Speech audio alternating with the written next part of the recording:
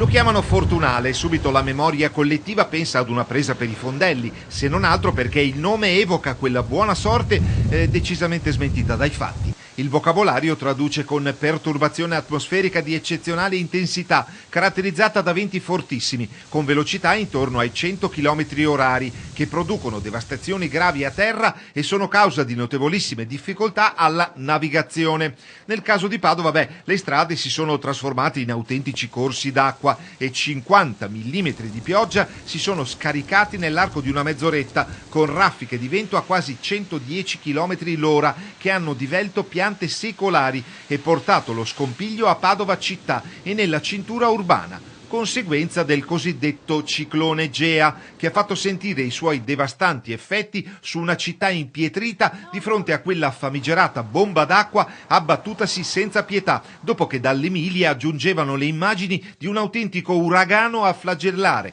urbe e terre coltivate con inevitabili nefasti riflessi sui raccolti. Per quelle poche decine di minuti in una realtà occidentale si è vissuto lo sgomento che a ben altre latitudini le popolazioni vivono durante la stagione dei monsoni. A proposito di stagioni, l'estate dov'è? Se si eccettua un'afa soffocante perdurante a dispetto della variazione in basso delle temperature, tra giugno e luglio si sta assistendo alla solita storiella di uno spostamento delle stagioni in avanti, con un inverno troppo mite ed una primavera slittata per instabilità a mesi di pertinenza estiva, i quali a loro volta scalzati in là finiscono per essere dirottati nel cuore dell'autunno. Una spiegazione un po' grossolana per dire che non sono più 4 le stagioni e soprattutto che le mezze hanno già abdicato da tempo. Un dispiacere profondo infine vedere garage scantinati e allagati, cartelloni divelti e auto danneggiate, ma soprattutto piante secolari letteralmente demolite, sradicate, violate.